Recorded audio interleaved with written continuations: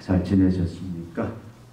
여러분, 하나님 만드신 최고의 걸작품, 명품입니다. 오늘 죽어도 천국에서 눈을 뜰 수 있는 계시록 4장 5장의 그 영광의 그 하나님 보좌에 설 수 있는 그런 명품입니다. 오늘 말씀에서 야고보는 말씀을 듣는 그 상태에 머물지 말고 말씀을 들을 뿐만 아니라 행하는 자가 되라, 행할 것을 명령하고 있습니다. 2장에서 뭐라고 말씀합니까? 행함이 없는 믿음은 죽은 믿음이다. 그러니까 하나님의 자녀들은 말씀을 들을 뿐만 아니라 그 들은 말씀을 행하는 자다. 하나님이 우리에게 이 66권 말씀을 왜 주셨습니까? 왜 주시고 읽고 듣게 하시느냐라는 거예요. 하나님의 분명한 의도와 목적이 있습니다. 우리의 지식만 키우라는 게 아니에요. 머리만 키우라는 게 아닙니다. 그 말씀대로 행하게 하시려고, 순종하게 하시려고, 그 말씀을 내가 먼저 내 자신에게 적용케 하시려고 말씀을 주셔서 읽고 듣게 하신다라는 사실입니다. 그렇기 때문에 하나님의 자녀는, 진정한 믿음을 가진 하나님의 백성은 어떤 자냐? 하나님의 말씀을 읽고 듣고 순종하는, 행하는, 실천하는 자다, 그 말씀입니다. 그러니까 매일매일 삶에서 무엇에 지배를 받고 무엇에 조종을 받아야 되느냐, 무엇에 통제를 받아야 되느냐, 바로 하나님의 말씀에 지배를 받아야 된다는 거예요. 하나님의 자녀는 말씀에 통제를 받아야 된다는 거예요. 하나님의 자녀는 말씀에 조종을 받으면서 살아야 된다. 이거 어떻게 보면 하나님의 자녀는 하나님의 말씀에 종이다, 그런 말씀입니다. 가정이나 학교, 직장, 사업장, 교회, 어디든지 내가 있는 숨쉬는 그 현장에서, 또 내가 무엇을 하든지, 일을 하든지 공부를 하든지 또 뭘 먹든지 마시든지 뭘 하든지 하나님의 자녀는 말씀의 지배, 통제, 조종을 받는 그런 자다. 그것이 성도의 삶이다라고 야고보는 우리에게 명령을 통하여 강조하고 있습니다. 그런데 문제는 무엇입니까?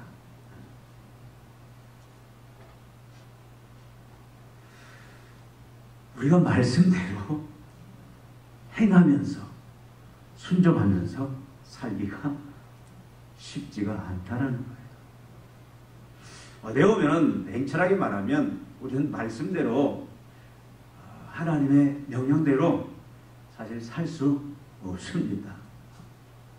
말씀의 지배를 매일매일 우리 삶 속에서 내가 어디에 있든 무엇을 하든 말씀이 내 주가 되어서 나의 통치자가 되어서 말씀이 나를 지배하고 다스리는, 그래서 말씀의 조종을 받는 삶을 사는 것이 어떻게 보면 불가능해요.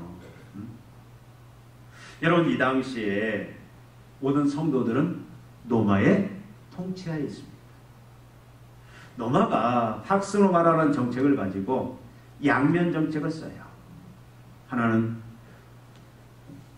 황제를 잘 섬기고 황제의 지배를 잘 받고 또 세금을 잘 내고 하면 그 황제의 은덕을 입어서 평화를 또 안전을 보장해 주겠다는 거예요. 또 한편으로는 뭐냐? 한편으로는 만약에 이제 황제가 짐승의 모습으로서 황제를 숭배하지 않고 따르지 아니하면, 노마의 법을 따르지 아니하면 억압과 핍박이 있다라는 거예요. 그러니까 이런 상황에서 여러분, 모든 게 노마 황제를 섬겨야 되는 그런 체제입니다. 황제 숭배를 해야 돼요. 기독교인들은 누구를 섬깁니까? 성경은 오로지 하나님의 말씀은 누구만 섬기라고요? 하나님만 섬기라고. 하나님 외에 그 어느 것도 섬겨서는 안 된다라고 말씀합니다. 하나님의 것들을, 하나님 외의 것들을 우상이라고 하고, 우상을 섬기는 자에게 하나님께서 3, 4대까지 저주하십니다. 그만큼 하나님인 하나님만 경배받기를 원하신다. 말씀이 그렇게 명령을 하고 있습니다. 그런 삶 속에서 사실 하나님을 섬긴다는 것은, 그리스도를 섬긴다는 것은 뭘 의미해요? 곧 순교를 의미합니다. 얼마나 많은 사람들이 예수 그리스도를 말씀대로, 하나님의 뜻대로, 성경대로 하나님께 순종하기 위하여 하나님만 섬기고 그리스도만 섬기는 그 믿음 때문에 그걸 지키기 위해서 여러분 얼마나 많은 고난과 핍박을 당했습니다. 얼마나 많은 성도들이 짐승의 갈기역이 찢겨지는 그런 고통 속에서 죽어갔습니다. 어떤 사람은 이 말씀 지키기 위해서 모든 재산을 다 몰수당하기도 하는 거예요. 어떤 사람은 이 말씀 때문에 부모를 잃기도 하고 남편을 잃기도 하고 그런 상황이 이 시대의 상황입니다. 하나님을 섬기지 아니하고 하나님만 섬기지 아니하고 타협을 하면 많은 편안한 길이 또 평탄한 길이 있음에도 불구하고 말씀대로 순종하고 말씀대로 행하는 그 삶이 고난이고 죽음인 그런 상황 속에서 모든 걸 다 잃어버리고 또 미래가 불확실하고 미래가 다 닫혀져 버린 그런 현실 속에서 하나님의 말씀대로 말씀을 듣고 그 말씀대로 순종하면서 산다. 여러분 이 당시는 불가능한 그런 상황입니다. 공의와 정의로 진실로 살아가는 게 하나님의 말씀의 핵심이에요. 이 세상에서 거룩하고 흠없는 자로서 공의와 정의와 진실대로 살아가라. 여러분 이 세상은 오직 거짓과 탐욕이 난무하는 세상 아닙니까? 여러분 사회를 알면 알수록 우리는 실망할 수밖에 없어요. 다 속이려고 어떻게 하면 상대방을 속일까? 속이는 것이 곧 자기의 이속을 챙기는 그것과 직결이 되기 때문에 모든 게 이 물질, 만물이 우상 숭배 속에 다 갇혀있기 때문에 여러분 온통 세상은 거짓과 속임수의 그런 세상 아닙니까?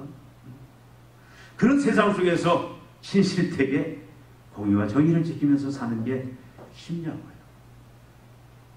이 시대는 더더욱요. 오늘날도 마찬가지이지 않습니까? 우리가 하나님의 말씀대로 이 66권 하나님의 명령대로 말씀을 우리가 다 모른다 할지라도 내가 듣고 읽은 또 깨달은 그 말씀을 내가 온전히 순종하면서 사는 게 사실 결코 쉽지가 않아요. 많은 불이익을 당할 수도 있습니다. 왕따를 당할 수도 있어요. 사업하는 사람은 그 사업을 사람의 관점으로 볼 때는 더 이상 이제는 지속할 수 없는 그런 환경들이 될 수밖에 없어요.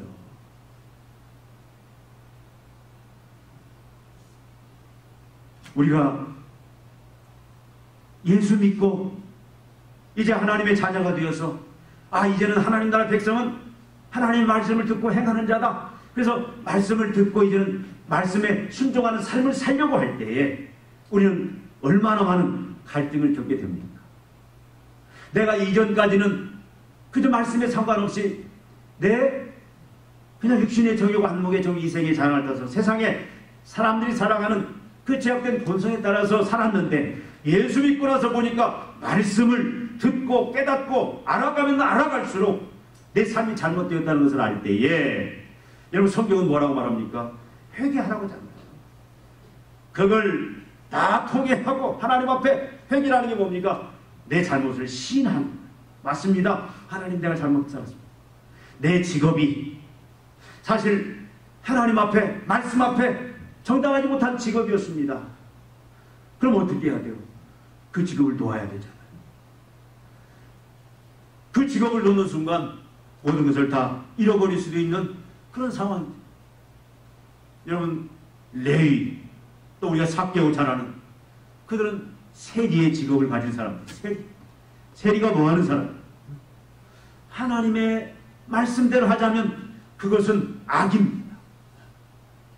그러니까 하나님의 말씀이 레위에게 들어가니까 하나님이 레위에게 너 다 놓아두고 나를 따르라. 여러분, 그러면 그걸 놓아야 돼. 삭개오도 하나님의 말씀이 들어가니까 이제 말씀에 순종하는 실제 그 행동에 옮기려고 하면 어떻게 해요? 그 세리장이라는 그 직업을 놓아야 돼. 여러분, 직업을 잃어야 된다. 또 말씀대로 하자면 그동안 도적질하고 사기치고 모든 모았던 것 다 율법이라 다 토해내야 돼요. 그럼 빈터터리가 될 수도 있어요. 잘못하면 사람들한테 돌에 맞아 죽을 수도 있어요.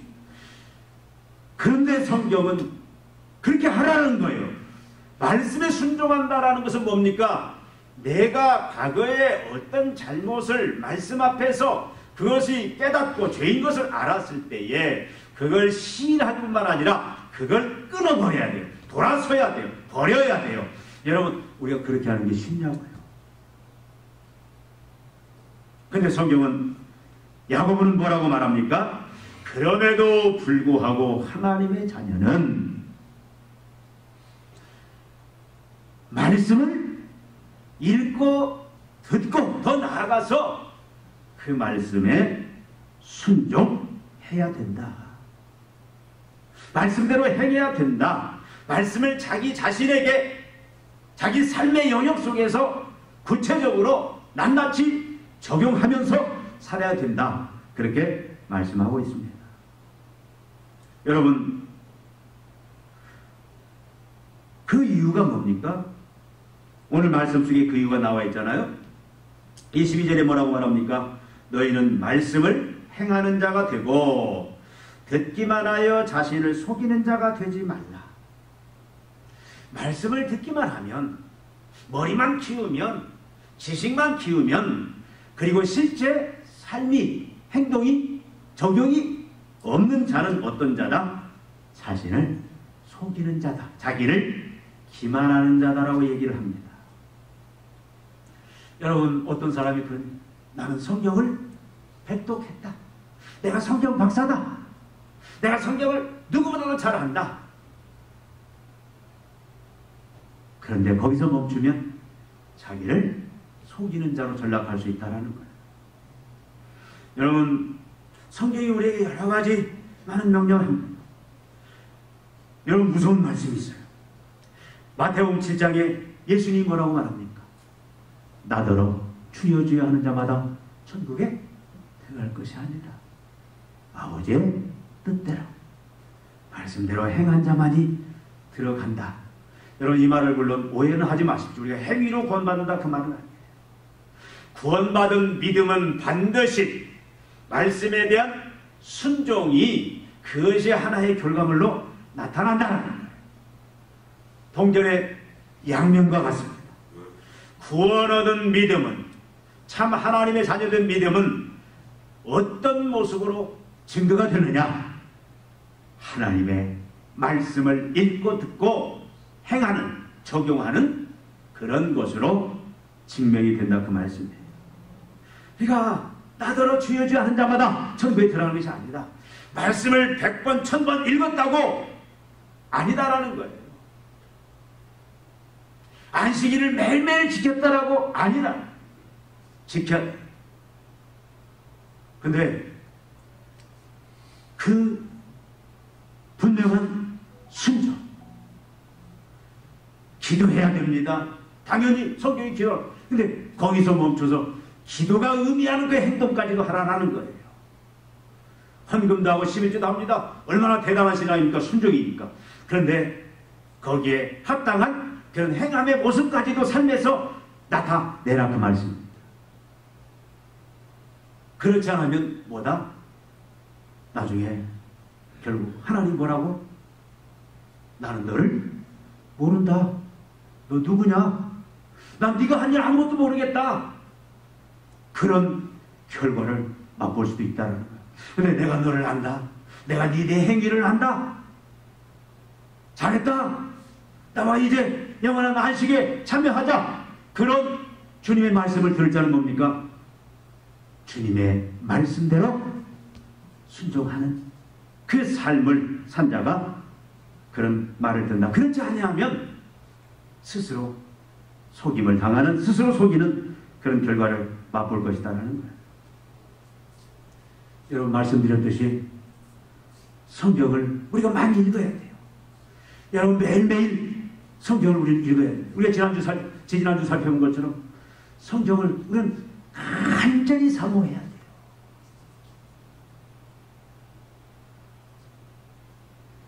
성경이 우리의 모든 최우선순위가 돼요.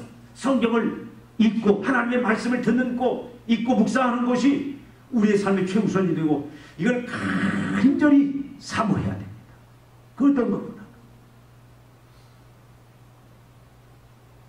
왜 그렇습니까? 하나님의 말씀이 디모데후서 3장 15절부터 17절에 말씀하는 것처럼 구원에 이르는 유일한 지혜가 이 성경 속에 있어요. 성경이 말하는 다른 구원의 방법은 다 가짜입니다. 성경이 말하는 구원의 방법은 예수 그리스도잖아요. 우리 죄를 위해 십자가에 죽으시고 부활하신 예수 그리스도를 구주로 주님으로 믿는, 예수의 대속의 죽음과 언약의 죽음을 믿는 그 믿음만이 우리를 진정한 구원에 이르게 한다. 이 말씀만이 우리들이 가르쳐주고 있어요. 말씀에는 가르쳐주는 것이 없습니다. 그러니까 그것 외에 우리가 잘못 알면 다 어디 가게 돼요? 나는 천국 갔다고 했는데 가서 보니까 어디요? 저 지옥, 그것도 가장 방구석 제일 중앙에 떨어질 수도 있답니다. 그러니까 성경만이 우리에게 구원을 알리는 유일한 지혜가 있어요. 그리고 나아가서 성경만이 우리를 교훈과 책망과 바르게 함과 의로 교육하는, 우리를 예수를 닮는 궁극적으로 하나님의 자녀의 그런 모습으로 바꾸는, 변화시키는 능력이 이 말씀만에만 있습니다. 하나님의 일을 능력 있게 행할 수 있는 하나님의 사람으로 만드는 그 유일한 능력이 말씀 속에 있어요. 그러니까 우리는 말씀을 어떻게 해야 돼요? 사모해야 돼요. 말씀을 최우선으로 여겨야 됩니다. 그런데 거기에서 멈추면 안 된다는 거예요.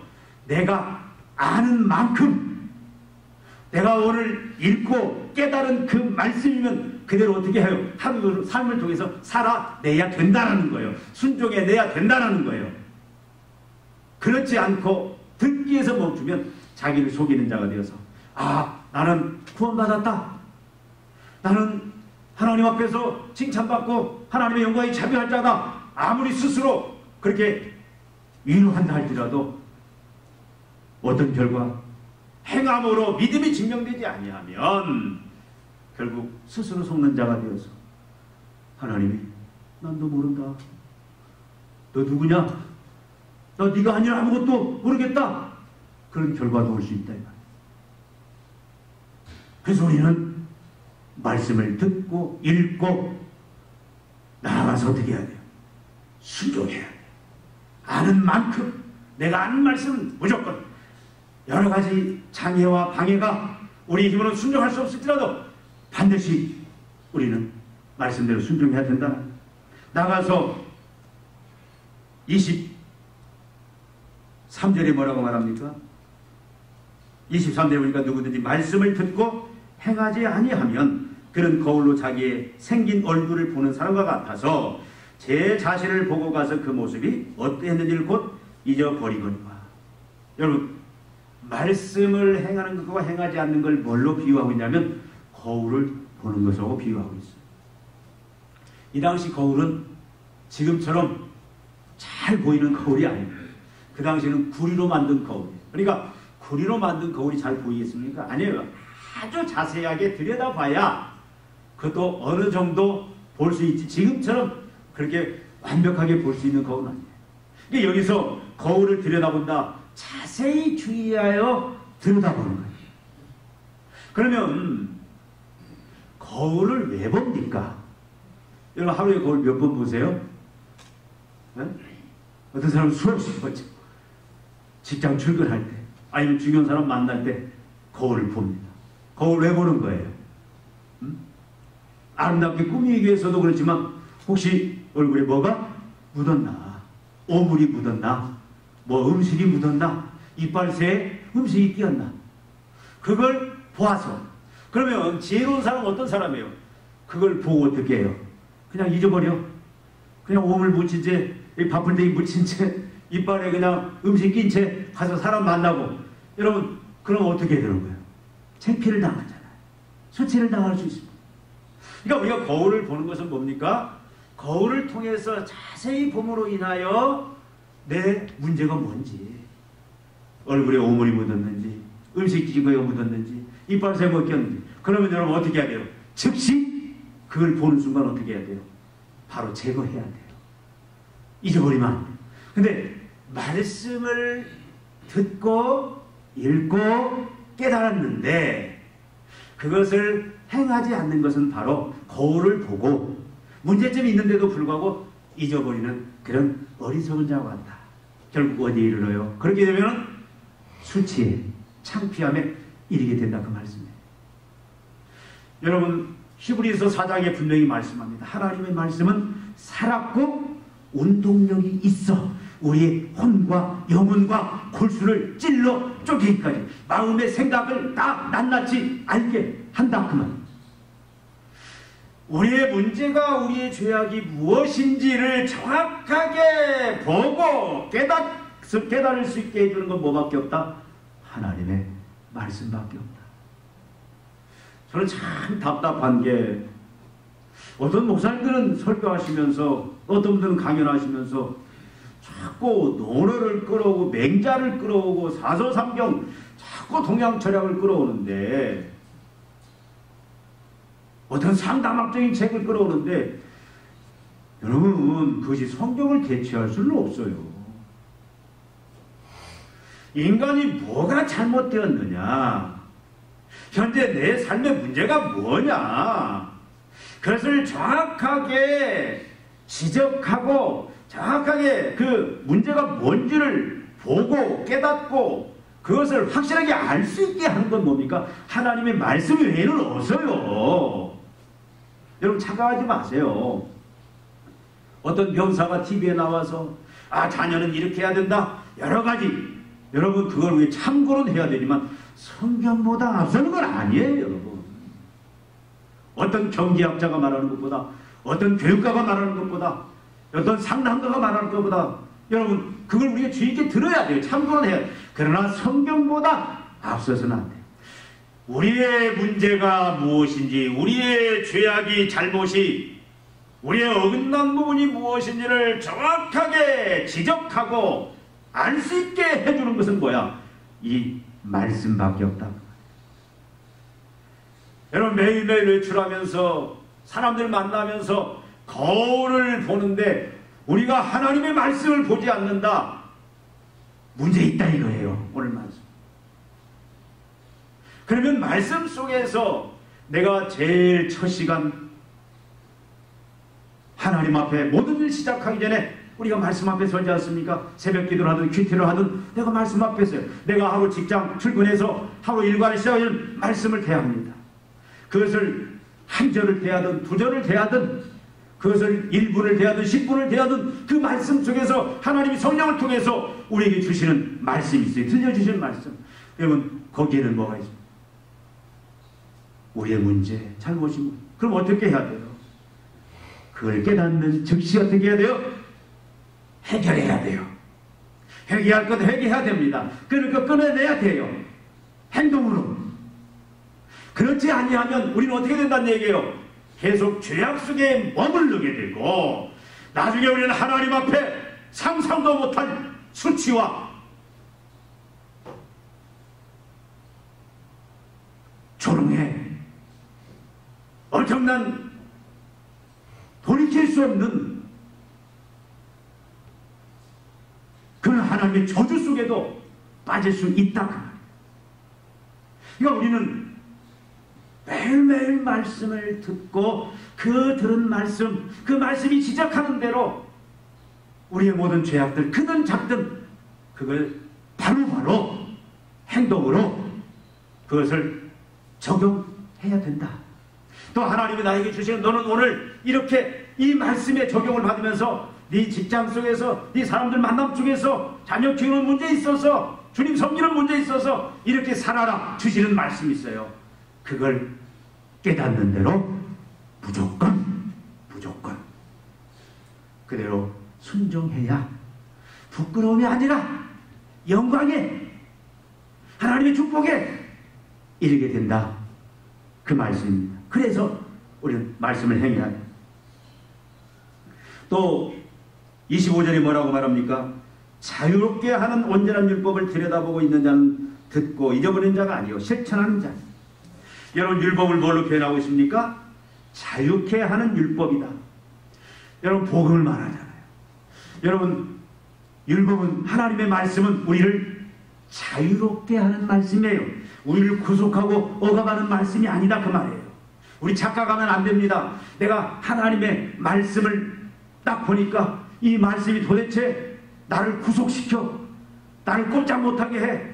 이것도 하지 말라, 저것도 하지 말라, 온전히 참 말씀이 숨막히게 한다, 이런 생각을 가지고 있는 사람이 있을 수 있어요. 처음에 그런 생각을 가질 수 있었는데 성경은 뭐라고 해요? 하나님의 말씀, 우리를 자유케 하는 말씀이다. 자유케. 이 말씀이 우리를 어떻게 해서 죄에서, 사망에서 우리를 자유케 하셨습니다. 그래서 우리가 이 말씀을 바로 알고 이 말씀에 순종하는 자는 뭐가 있어요? 죄에서, 사망에서, 심판에서, 저주에서 자유케 되는 거예요. 말씀에 순종했더니, 말씀이 뭡니까? 우리가 죄인임을 알고 예수 그리스도가 나의 구주 주님이심을 알고 주님을 나의 구주로 주님을 영접하고 이제는 예수의 십자가의 대속의 죽음과 그 언약의 죽음을 성령의 은혜를 통해서 내가 믿고 의지할 때에 우리는 어떻게 되는 거예요? 죄에서, 또 사망에서, 저주에서, 심판에서 우리 자유롭게 되죠. 여러분, 사단이 아무리 야, 널 봐라, 네 행동을 봐라, 아직도 너 네 삶을 바라볼 때 네가 무슨 예수 믿는 사람이야, 너 아직도 이렇게 부끄러운 일 했잖아, 아직도 저런 부끄러운 일 했잖아. 그럴지라도 여러분, 이 율법은 하나님의 말씀을 바로 알고 바로 적용한 자는 어떻게 되는 거예요? 까불지 마. 내가 잘나서, 내가 똑똑해서 예수 믿는 게 아니야. 내가 완벽해서 하나님 자녀된 게 아니야. 내 행위를 천국 가는 게 아니야. 나를 위해 십자가에 죽으시고 부활하신 예수님 그 십자가의 그 의로 말미암아 내가, 하나님의 은혜로 말미암아 내가 구원받았어. 까불지 마. 자유로워요. 그걸 모르면 불안을 느낍니다. 불안을. 그러니까 율법은 말씀을 우리를 자유케 하는, 그러니까 말씀을 우리가 자꾸 적용해야 되는 것이 뭐냐면, 적용할 때 우리는 무엇을 삶을 살아요?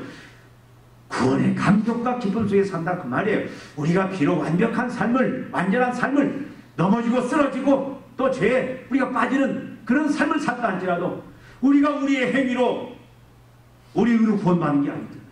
말씀이 그렇게 우리에게 얘기하잖아요. 그걸 적용받았잖아요. 그러니까 우리는 어때요? 어떤 사람은 눈을 감는 순간에 막 불안해하는 사람이 있어요. 나는 그동안 삶을 되돌아보니까 하나님 앞에 한 일이 아무것도 없어. 그래서 나는 혹시 지옥 가는 거 아닌가?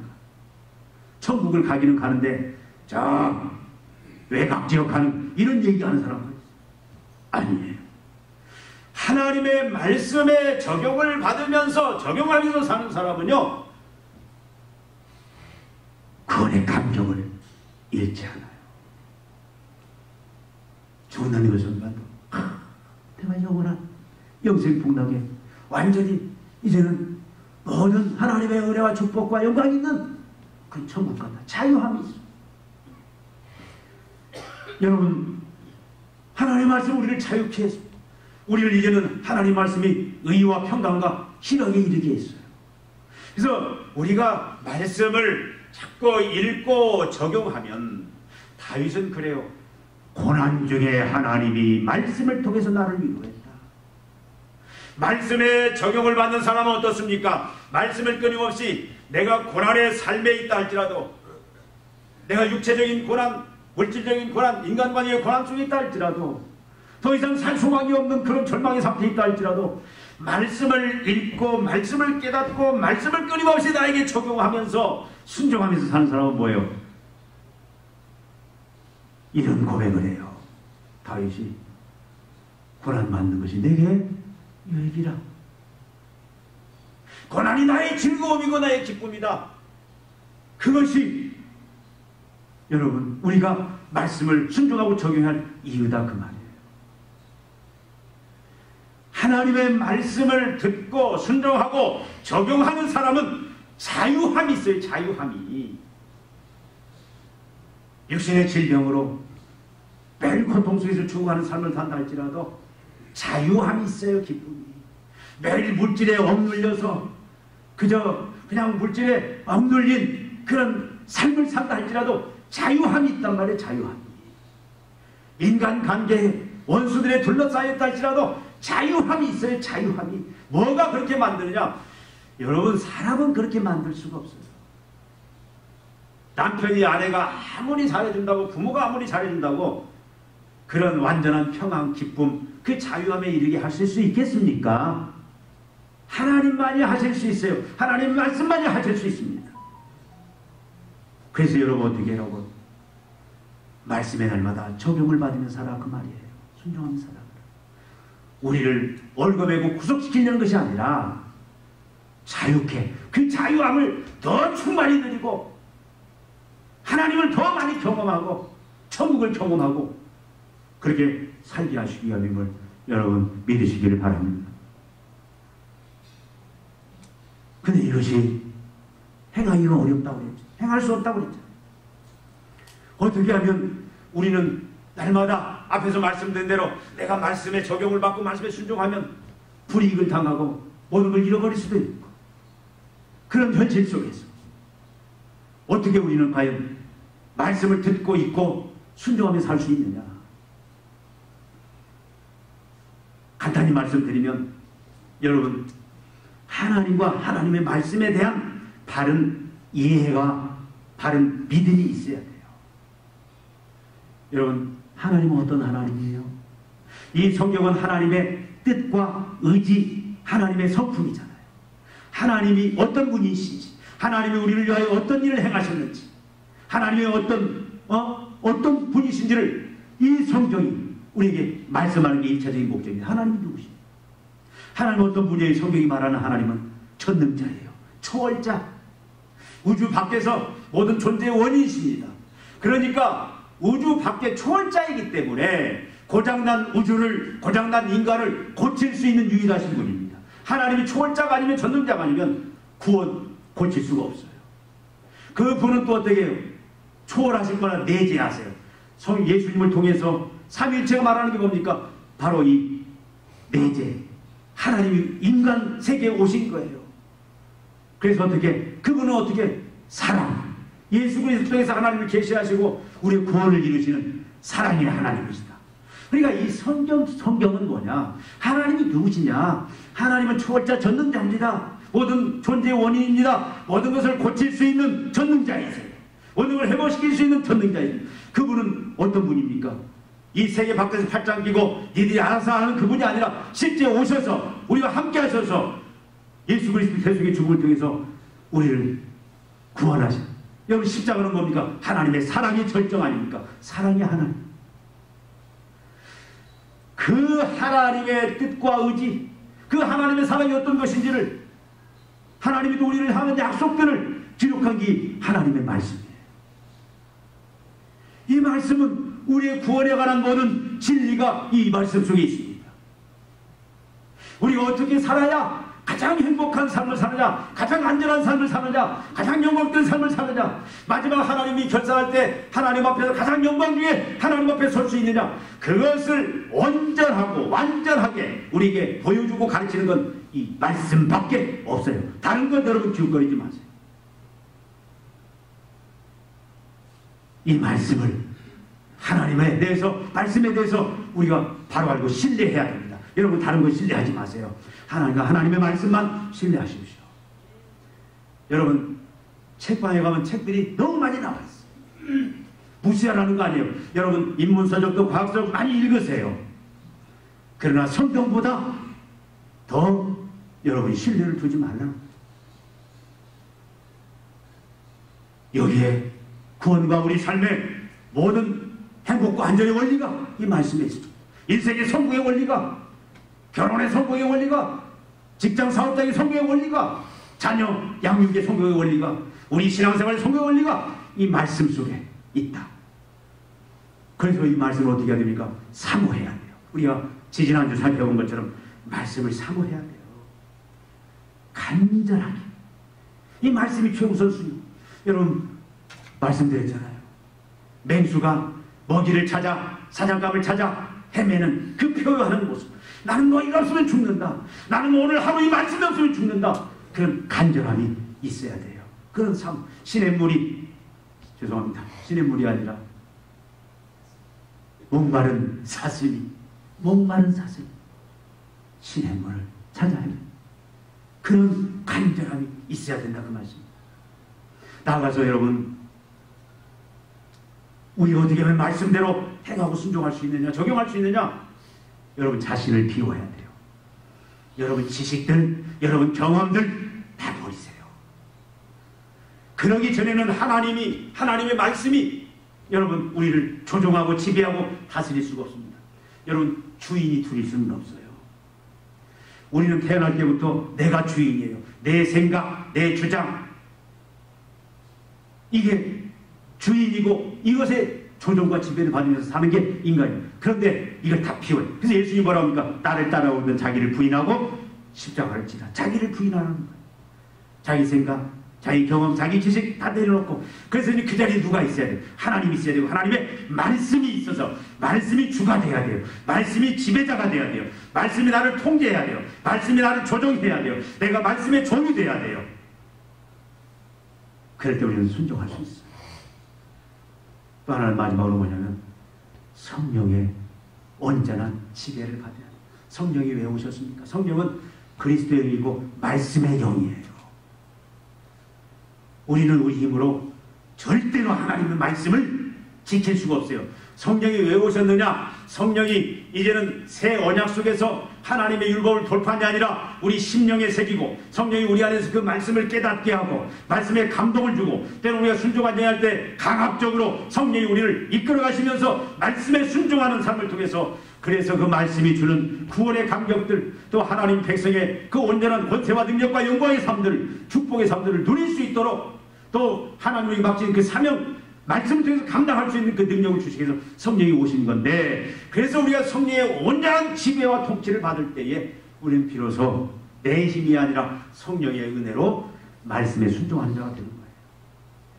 여러분 어떤 사람 보면 말씀을 정말로 100% 순종하는 사람이 있습니다. 어떤 사람은 말씀을 거부하고 말씀을 무시하는 사람이 있어요. 그 차이는 다른 게 아닙니다.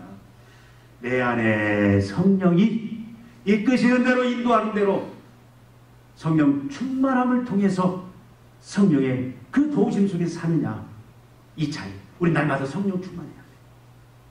여러분 그래서 성령이 우리에게 지적해 주는 대로 어떻게 해야 됩니까? 즉시 시편 119편 119편 60절에 보니까 다윗은 뭐라고 말합니까? 즉시 하나님의 말씀을 내가 순종하나이다. 머뭇거리면 안 돼요. 이러면 안 돼요. 그 성령이 순종할 수 있는 힘을 주십니다. 여러분 믿음은 다른 거 아니에요. 믿음은 말씀을 듣는 것뿐만 아니라 말씀을 열심히 듣고 깨달아야 돼요. 근데 나아가서 그 말씀을 어떻게 행하는 것이 진정한 믿음의 참모습입니다. 여러분 개혁이라는 걸 여러분 어떻게 생각하십니까? 지금 이 시대는 개혁되어야 된다. 사람들이 이렇게 많이 얘기해요. 교회가 부패했다. 사람들이 부패했다. 소망이 없다. 그렇게 얘기하면서 개혁을 주장합니다. 여러분 개혁이라는 게 뭐죠? 개혁. 개가죽. 개혁은 개가죽이 아니고 개혁이라는 것은 본질로 돌아가자라는 게 개혁입니다. 여러분, 신앙에 있어서 본질로 돌아가는 게 뭐예요? 말씀으로 돌아가는 거예요. 성경으로 돌아가는 게 개혁입니다. 우리는 결국 말씀으로 돌아가야 돼요.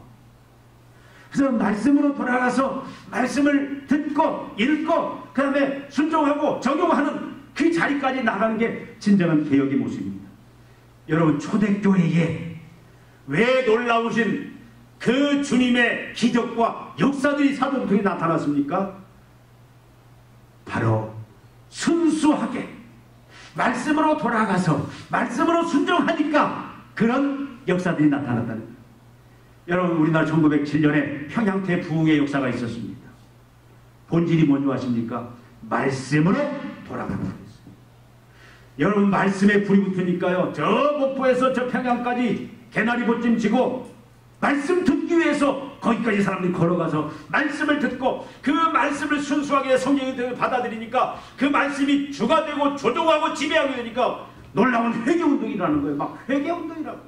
그래서 남의 물건 훔쳐갔던 사람들은 막 그걸 다시 다 토해내고 그걸 다시 교회로 가지고 오는 거예요. 내가 이렇게 물건 훔쳤습니다. 다 회개하고 토해내고 죄악 저질렀던 사람 다 회개하고 거기서 막 드러내놓고 행동을 바꾸고 이런 역사들이 막 일어나는 거예요.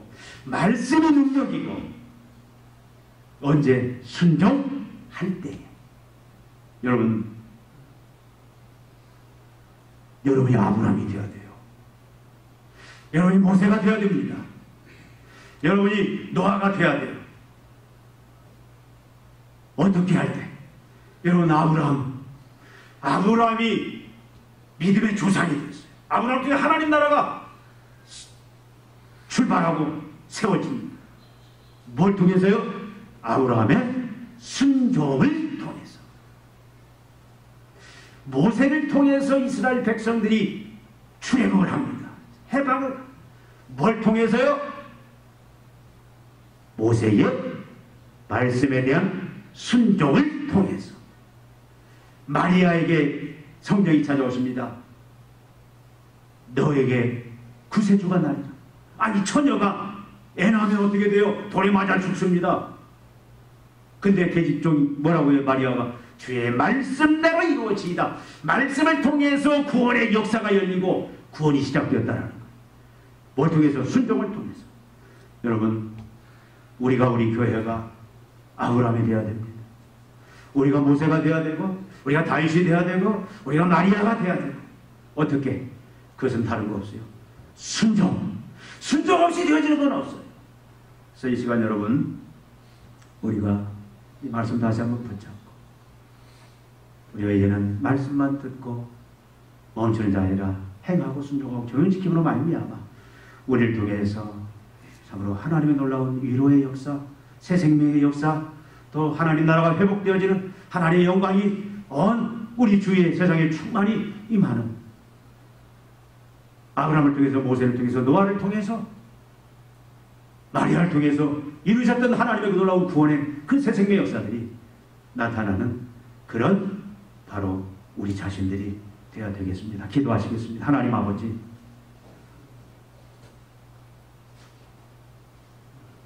오늘 말씀을 통하여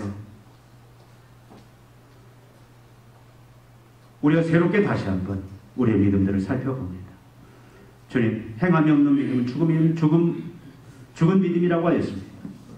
아버지 하나님, 말씀을 듣기만 하는 자는 자신을 속이는 자라고 했습니다. 부끄러움을 당한다고 했습니다. 주여, 이제 말씀을 사모할 뿐만 아니라 듣고 행할 수 있는 그런 믿음의 자리까지 우리를 세워주셔서 우리를 통해서 놀라운 하나님의 새 생명의 역사가, 하나님의 그 영광의 역사가, 하나님의 놀라우신 새 시대의 역사가 충만히 임하는 저희들 되게 하여 주시옵소서. 순종할 수 있는 믿음을 주시옵소서. 성령의 충만함을 날마다 허락하여 주시옵소서. 예수님의 이름으로 기도하옵나이다. 아멘.